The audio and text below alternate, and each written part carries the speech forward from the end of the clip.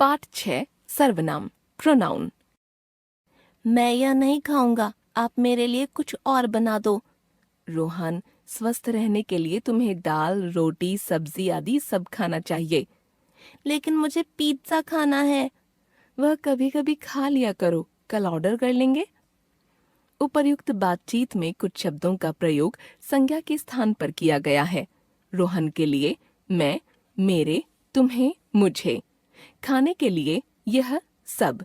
माँ के लिए आप। पिज्जा के लिए वह। ये सभी सर्वनाम शब्द हैं।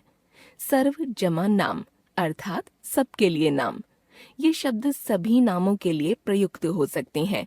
इनके प्रयोग से भाषा सुंदर और स्पष्ट हो जाती है। अतः हम कह सकते हैं कि संज्ञा के स्थान पर जो शब्द प्रयुक्त होते हैं वे सर्वनाम कहलाते हैं, जैसे मैं, हम, तू, तुम, यह, वह, आप आदि। समझते चलें। सर्वनाम शब्द स्त्रीलिंग तथा पुल्लिंग दोनों में समान रहते हैं। जैसे वह खा रहा है, वह खा रही है। सर्वनाम शब्दों के भी एक वचन तथा बहुवचन रूप होते हैं। एक वचन मैं, तुम, वह, यह, इसे, उसे। बहुवचन हम, तुम सब, वे, ये, इन्हें, उन्हें। सर्वनाम के भेद। सर्वनाम के 6 भेद होते हैं। सर्वनाम 1 पुरुषवाचक, 2 प्रश्नवाचक, 3 निश्चयवाचक, 4 अनिश्चयवाचक, 5 संबंधवाचक, 6 निजवाचक।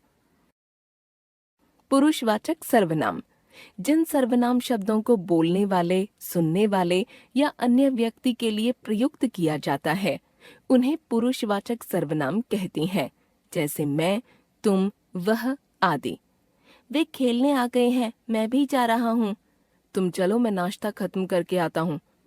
पुरुषवाचक सर्वनाम के 3 भेद होते हैं। 1 उत्तम पुरुष, 2 मध्यम पुरुष, 3 अन्य पुरुष।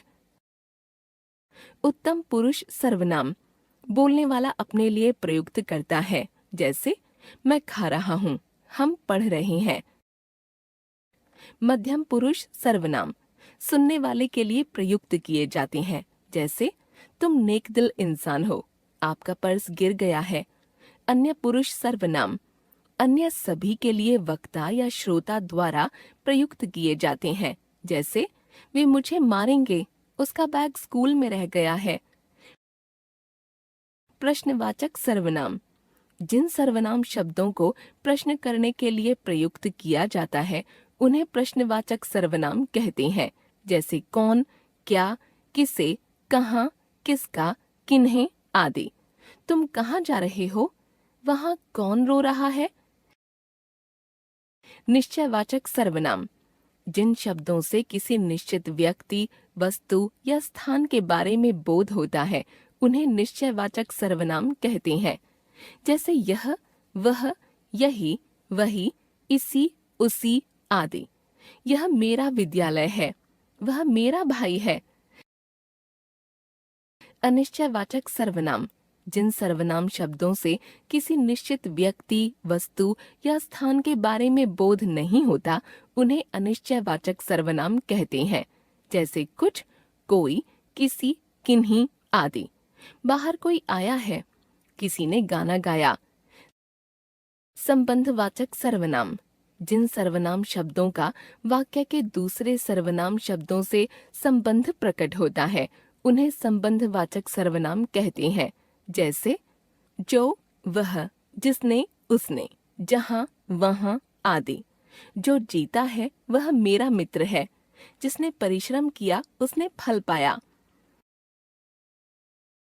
निजवाचक सर्वनाम जो सर्वनाम शब्द अपनेपन का बोध कराने हेतु या स्वयं के लिए प्रयुक्त होते हैं उन्हें निजवाचक सर्वनाम कहते हैं, जैसे स्वयं, स्वयं ही, खुद, अपने आप ही आदि। मैं अपनी पढ़ाई स्वयं करता हूँ, तुम खुद चले जाओ।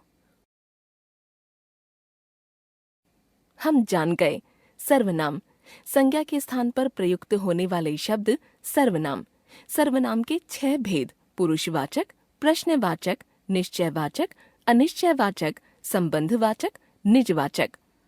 पुरुषवाचक सर्वनाम के 3 प्रकार: उत्तम पुरुष, मध्यम पुरुष, अन्य पुरुष।